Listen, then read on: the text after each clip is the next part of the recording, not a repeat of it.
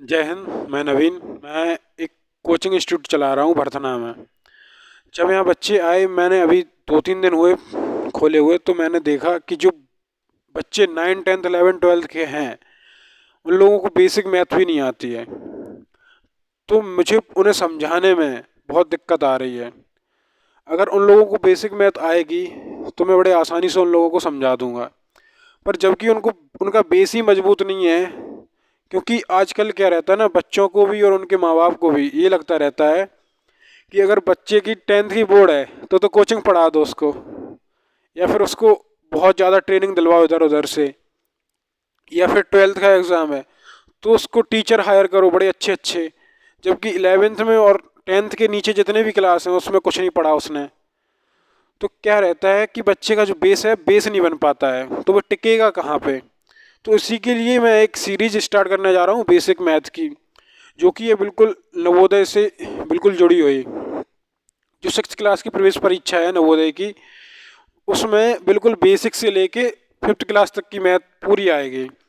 तो मैं अभी 1st से 5th तक की मैथ ख़त्म करूँगा। उसके बाद जो 9th क्लास की प्रवेश परीक्षा है नवोदय की, उसका मैथ ख़त्म करूँगा। उसके बाद इस चैनल पर 9th की वीडियोस आएंगी मैथ की, 10th 11th 12th सारी की सारी आएंगी।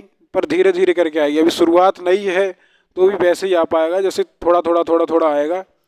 तो अभी जो लोग जिनको बेसिक मैथ भी नहीं आती है, मतलब चाहे वो बड़ा हो चाहे छोटा हो चाहे बच्चा हो, वो भी ये वीडियो देख सकते हैं, इस चैनल को सब्सक्राइब कर सकते हैं, वो भी ये वीडियो देख सकते हैं। और जिन लोगों को नवोदय की तैयारी करानी है अपने बच्चों को, और जो गाँव में रहते हैं, जो शहर में नहीं आ सकते हैं, वो लोग भी ये वीडियो अपने बच्चों को दिखाएं और उनके साथ बैठ के खुद समझें और उन्हें समझाएं। अगर समझने में आपको दिक्कत आ रही है, बच्चे को दिक्कत आ रही है, तो हमें डायरेक्ट हमारे नंबर्स पे कॉल कर सकते हैं, या फिर आके यहाँ बर्थना में संपर्क कर सकते हैं हमारी कोचिंग इंस्टीट्यूट में। तो चलिए शुरू करते हैं। बिल्कुल बेसिक से शुरुआत से शुरू करते हैं मैथ। शुरुआत कहाँ से होगी?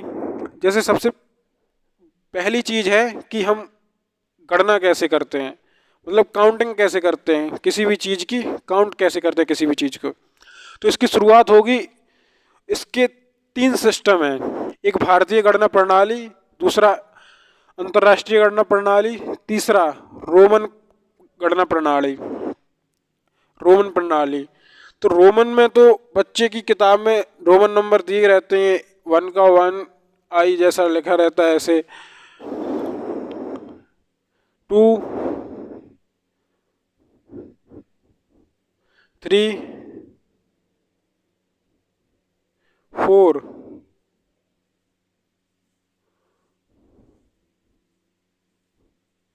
ये सब रोमन नंबर हैं, जिसकी ज़रूरत आगे चल के नहीं पड़ती है। बस बताया जाता है कि ये भी एक पद्धति प्रणाली है जिससे हम लोग काउंटिंग कर सकते हैं, या फिर हमारे किसी काम में आती है, पर हम लोग इसका बिल्कुल ध्यान नहीं देते, मतलब इसका यूज बहुत कम है।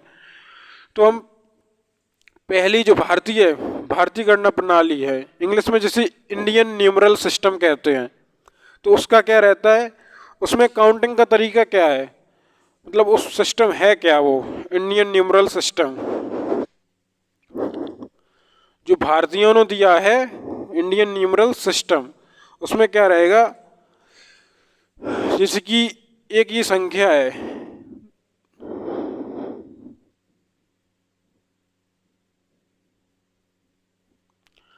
इसको पढ़ेंगे कैसे कि ये संख्या कितनी है। तो इतना तो आप लोग अपने बच्चों को भी बता सकते हैं, और जो छोटे छोटे बच्चे हैं या फिर जो 9, 10, 11 के, वो भी ये चीज़ समझ जाएंगे। तो इस चीज़ पे ज़्यादा टाइम नहीं खराब करेंगे कि इसको कैसे पढ़ेंगे। हम लोग ऐसे पढ़ते हैं, इकाई, दहाई, सैकड़ा, हजार, 10,000, लाख, 10 लाख, करोड़, 10 करोड़। और इसी चीज़ को इंग्लिश में कैसे पढ़ेंगे, वंस, टेंस, 100, 1000, 10,000, लैख, 10 लाख, करोड़, 10 करोड़। ठीक है, ये हो गया इंडियन न्यूमरल सिस्टम। और इसी चीज़ को अगर इंटरनेशनल न्यूमरल सिस्टम में या फिर अंतर्राष्ट्रीय गणना प्रणाली में पढ़ेंगे तो कैसे पढ़ेंगे,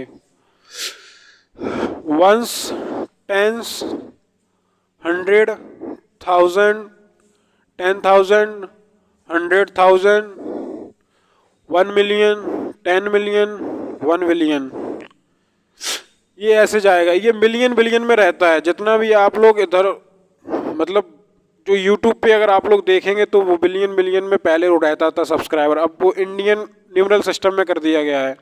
तो ऐसे ही कहीं भी देखते हैं कि उनका बिलियनियर में प्रॉफिट आ रहा, उनका मिलियन में प्रॉफिट आ रहा, तो मिलियन बिलियन ये सब है, ये सब अंतर्राष्ट्रीय गणना प्रणाली है के अंदर आता है।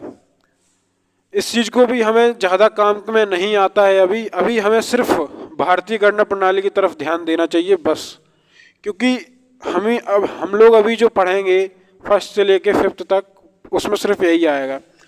जो इंटरनेशनल गणना प्रणाली है उसका यूज़ 12th के बाद रहेगा ज़्यादा से ज़्यादा, अभी इतना यूज़ नहीं है।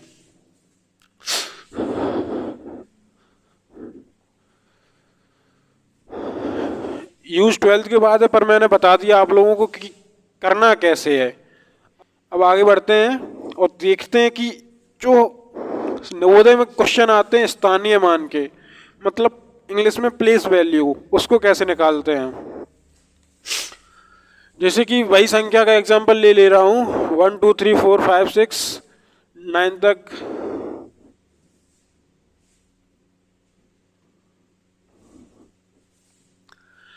अब इसमें क्वेश्चन पूछा जाएगा कि 5 अंक का स्थानीय मान बताइए, जिसमें जो है 5 अंक 5 है, 5 का स्थानीय मान बताइए। तो स्थानीय मान निकालने के लिए हमें क्या करना रहेगा, कुछ नहीं करना पड़ेगा, बहुत आसान है। जैसे कि 5 कहाँ है, 5 यहाँ पे है, यहाँ से पढ़ेंगे इकाई, दहाई, सैकड़ा, हजार, 10,000। तो यहाँ 5 का जो स्थानीय मान है वो 50,000 हो जाएगा। ठीक है। ऐसे ही अगर पूछा जाए कि 4 का स्थानीय मान क्या है, तो 4 का क्या होगा, 4 ये लिख लिया, उसके बाद इकाई, दहाई, सैकड़ा, हजार, 10,000, लाख, यहाँ 4 लाख हो जाएगा। इकाई, दहाई, सैकड़ा, हजार, 10,000, लाख। ठीक है। ऐसे स्थानीय मान मतलब प्लेस वैल्यू निकलेगी। ऐसे मैं लिख भी दे रहा हूं, कहीं आप लोगों को कन्फ्यूजन ना हो जाए।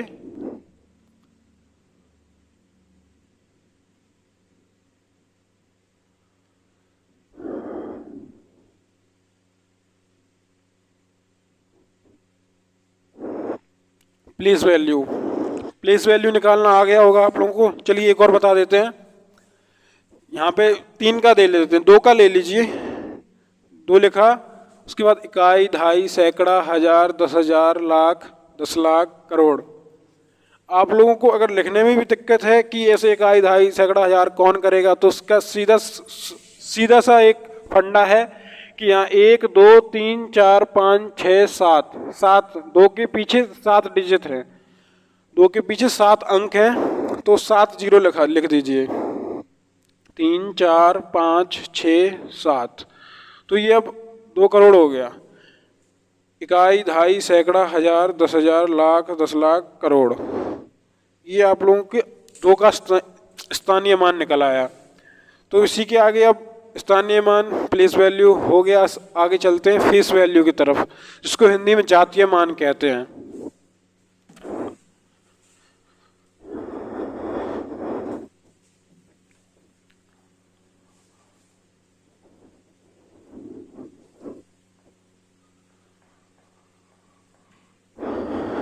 जातीय मान की परिभाषा क्या है? जातीय मान की परिभाषा ये है, जितना भी अंक रहेगा उस अंक की उतनी ही वैल्यू रहेगी, भाई उसकी फेस वैल्यू है। जैसे कि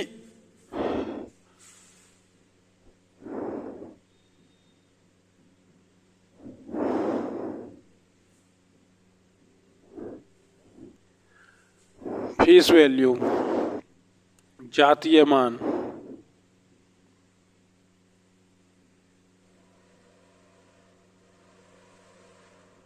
इससे क्वेश्चन कम आएंगे नवोदय में, पर आप लोग समझ लीजिए इसको। क्वेश्चन 2-3 या 1-2 आएगा स्थानीय मान से, जातीय मान से कम आते हैं। तो अभी आएगा तो 1-2 आएगा, नहीं आएगा तो समझ लीजिए आप। फेस वैल्यू कैसे निकालते हैं किसी भी नंबर का, जैसे कि फिर वही एग्जांपल ले रहा, 1 2 3 4 5 6 7। इसका फेस वैल्यू हमको चाहिए, 4 का फेस वैल्यू हमें चाहिए, तो 4 का फेस वैल्यू सिर्फ 4 होगा, जितनी इसकी वैल्यू है बस वही रहेगा। 2 का निकालेंगे फेस वैल्यू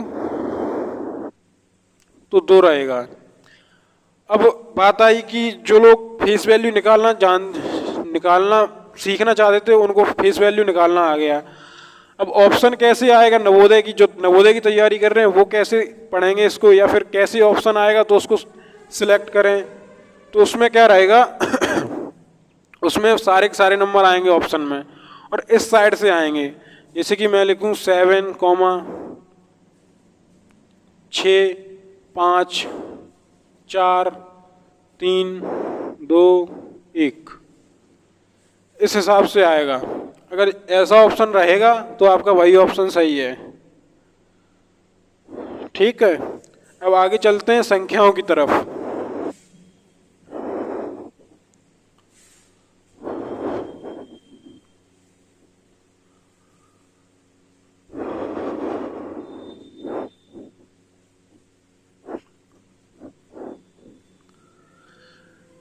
संख्याएं हैं क्या? संख्याओं के बलबूते पे हम अपना काउंटिंग कर सकते हैं, यही संख्याएं हैं। जैसे तो आपके घर में कितने लोग फैमिली मेंबर हैं, आप लोग कैसे बताएंगे? संख्याओं की वजह से बताएंगे। अगर नंबर्स नहीं होते तो आप लोग अपनी फैमिली मेंबर्स को कैसे काउंट कर पाते? आप लोग बस में बैठे यात्रियों को कैसे काउंट कर पाते? आपके क्लास में कितने बच्चे हैं ये कैसे काउंट कर पाते? तो इसलिए नंबर्स बहुत ज़रूरी हैं ज़िंदगी में। जो नंबर्स का खेल है अगर वो जान गए तो मैथ में कुछ नहीं है, फिर सारा का सारा खेल नंबर्स का है। अगर नंबर्स आपके भेजे में घुस गए तो फिर आपको कोई नहीं नीचे गिरा पाएगा मैथ में। तो मैथ में सबसे इम्पोर्टेंट है नंबर्स। तो नंबर्स का देखिए, नंबर्स क्या है?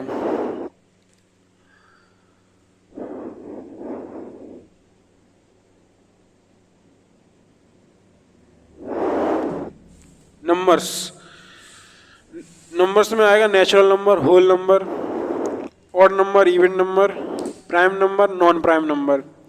अभी जो 5th तक सिलेबस उसमें इतना ही आएगा। उसके बाद आगे और भी आएंगे, composite number, integers, rational number, irrational numbers. वो सब अभी आप लोग नहीं पढ़ेंगे, आगे पढ़ेंगे 6th के बाद। अभी देखते हैं नंबर्स में क्या क्या है। नंबर्स में तो नंबर्स हैं सारे। अब नंबर्स के टाइप कितने प्रकार की संख्याएं हैं। अब ये देखिए, पहली है प्राकृतिक संख्याएं, मतलब नेचुरल नंबर।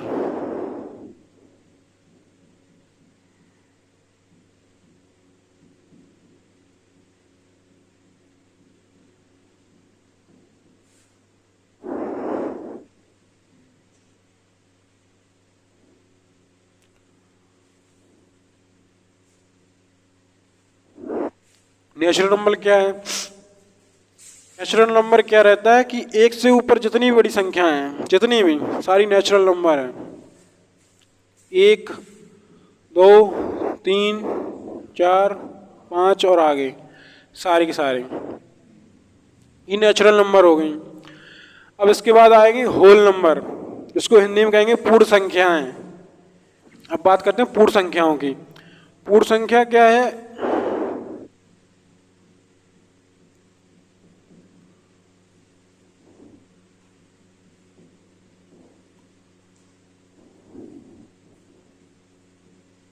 Whole numbers.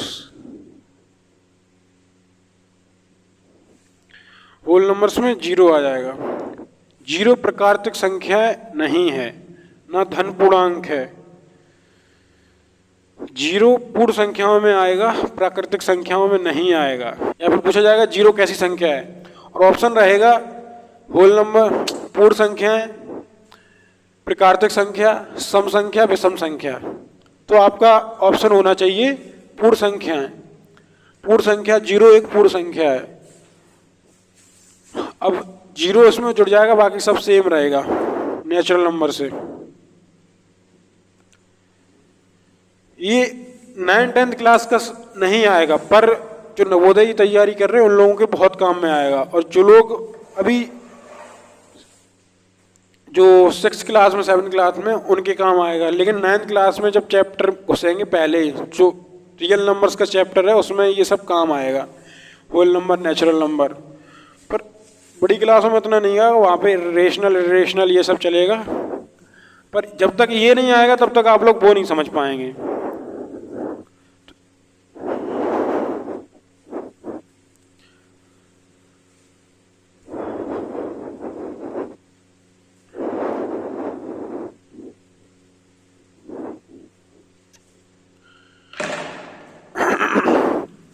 बात करते हैं ऑड नंबर, इवन नंबर, जिसको सम संख्या, विषम संख्या कहते हैं हिंदी में। तो आप पहले देखते हैं सम संख्या।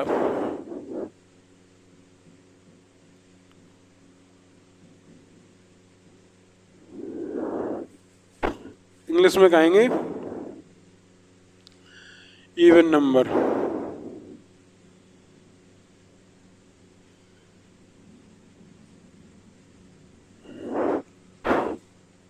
इवन नंबर क्या है, उसकी डेफिनेशन, परिभाषा देखिए कि जो संख्या, कोई भी संख्या लीजिए, जिस संख्या में 2 का भाग चला जाए वो संख्या सम संख्या है। ये बहुत काम आने वाली है लोगों की। जो संख्या, कोई भी संख्या हो उसमें 2 का भाग चला जाए वो संख्या सम संख्या है। जैसे कि 200 हैं, जिस 2 सेल्फ है उसमें भी 2 का भाग जाएगा तो 2 भी एक सम संख्या है। 4, 6, 8, 10, 12 ये सब सम संख्याएं हैं। सम संख्या समझ में आई होगी, उसकी परिभाषा समझ में आई होगी। अब चलते हैं विषम संख्याओं की तरफ।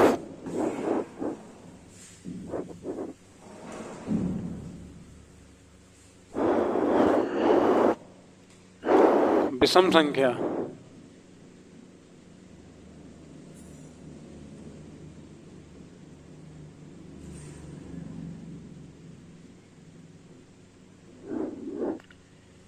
ऑड नंबर,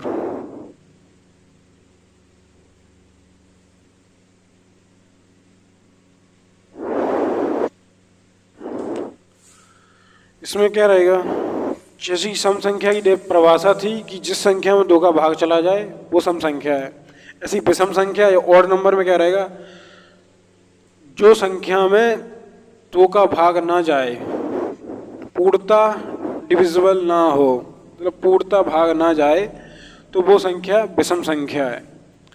जैसे कि 1 में 2 का भाग पूर्णतः नहीं जाएगा, 3 नहीं जाएगा, 5 नहीं जाएगा, 7, 9, 11, 13 और आगे चलता ही जाएगा। ये विषम संख्याएं हैं। विषम संख्या, सम संख्या समझ में आई होगी। अब चलते हैं prime number, non prime number, मतलब भाज्य संख्या, अभाज्य संख्या।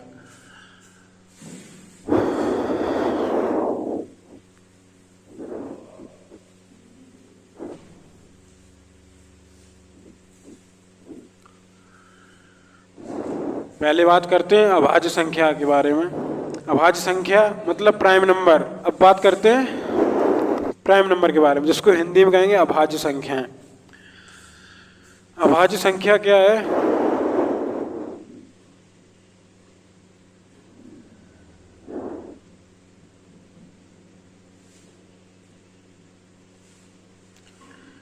प्राइम नंबर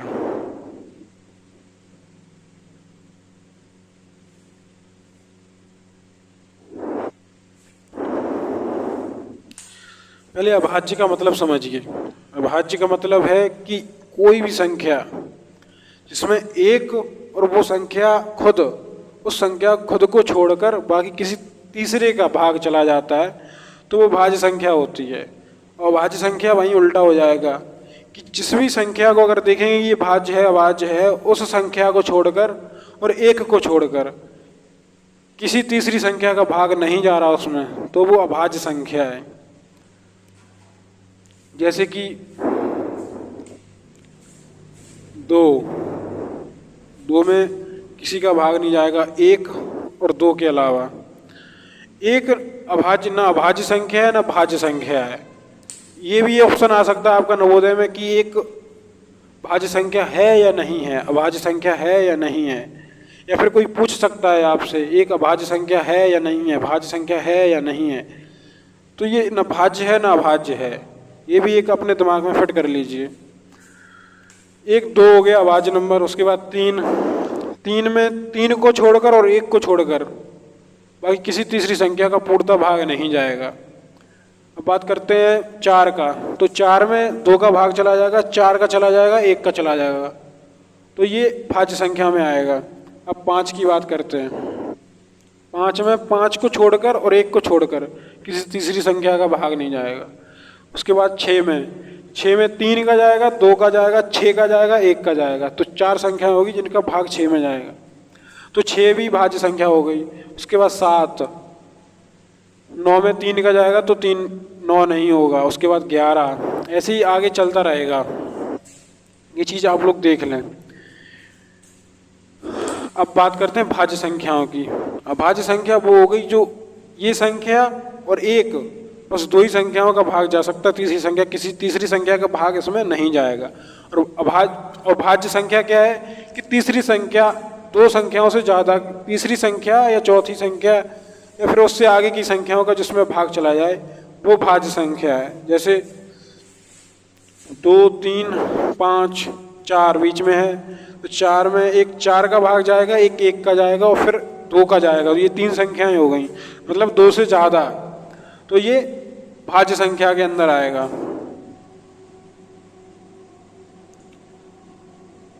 ठीक है, तो चार एक भाज्य संख्या हो गया। उसके बाद छः में छः का जाएगा, दो का जाएगा, तीन का जाएगा, एक का जाएगा, ये चार हो गई, मतलब दो से ज़्यादा, तो ये भाज्य संख्या है। उसके बाद आठ में भी जाएगा, 10, 12, 9, ये सब भाज्य संख्याएं हैं। ये पहला वीडियो है, तो इसको यहीं तक रखते हैं, और बाकी का आगे जो है मैं बताऊंगा कि कैसे जो फर्स्ट नेचुरल नंबर हैं, मतलब कुछ भी संख्या तक एक से लेके शुरुआत करेंगे तो उनका एडिशन कैसे करते हैं, योगफल कैसे निकालते हैं, अगली वीडियो में ये समझेंगे। और सम संख्याओं का योगफल कैसे निकालते हैं, पहली n सम संख्याओं का उसका कैसे निकालते हैं वो सीखेंगे। और विषम संख्याओं का योग कैसे निकालेंगे, addition of odd number, first n odd number, उसका कैसे एडिशन करेंगे या फिर योगफल निकालेंगे वो देखेंगे हम आगे की वीडियो में, जो दूसरी वीडियो आएगी उसमें। और जो क्वेश्चन है जो नवोदय में आएंगे उनका मैं PDF आप लोगों को इसके द विलेजर्स पाठशाला नाम से एक टेलीग्राम पे चैनल है, या फिर मैं उसका डिस्क्रिप्शन बॉक्स में लिंक दे दूंगा, तो उसमें क्या रहेगा आप लोगों को ये क्वेश्चंस जो हैं वो मिल जाएंगे। बाकी जो क्वेश्चन मैं यहाँ सॉल्व करूँगा वो आप लोगों को यहाँ सॉल्यूशन मिल जाएगा, क्वेश्चन आपको वहाँ मिल जाएंगे अगर आप लोगों के पास बुक्स नहीं है और आप लोग नवोदय की तैयारी करना चाहते हैं। बाकी की जो बच्चे 9th 10th 11th 12th में वो बहुत ज़्यादा जल्दबाजी में रहते हैं, जल्दबाजी में रह के कुछ नहीं कर पाएंगे। ये जल्दबाजी सिर्फ शॉर्टकट देगी, बाकी कुछ नहीं। नंबर्स लाने के और भी तरीके, पर अगर आपको नॉलेज चाहिए तो आपको पढ़ना पड़ेगा, उसका कोई शॉर्टकट नहीं है, नॉलेज का कोई शॉर्टकट नहीं है। बाकी अगर आपको खाली दिखाना है कि हम वहाँ पढ़ रहे हैं, हम वहाँ पढ़ रहे हैं, 9th में 10th में 11th में 12th में, तो 12th में बहुत सारे बच्चे आए पढ़ के और पढ़ के चले गए, बल्कि आता उनको कुछ नहीं है। अगर आपको नॉलेज चाहिए तो आपको पढ़ना पड़ेगा, पढ़ाई का कोई शॉर्टकट नहीं है, उसको पढ़ना ही पड़ेगा। अगर आप बेसिक से तैयार नहीं करेंगे तो बेसिक का मतलब ऐसे समझ लीजिए 1 2 3 4 5 6 सिर्फ इसलिए बनाया गया है कि जैसे कि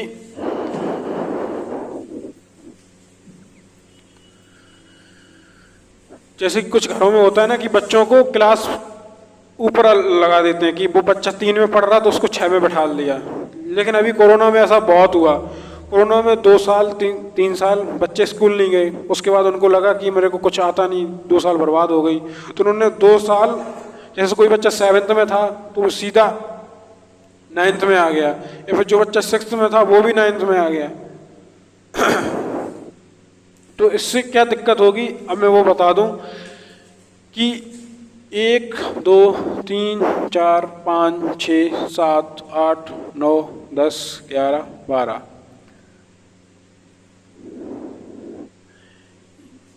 ये एक सीढ़ी की तरह है। जब तक हम 1 पढ़ेंगे, 2 3 4 5 6 7 8 9 10 11 12। ये first class, second class, third class, fourth, fifth, six, seventh, eighth, ninth, 10th, 11th, 12th।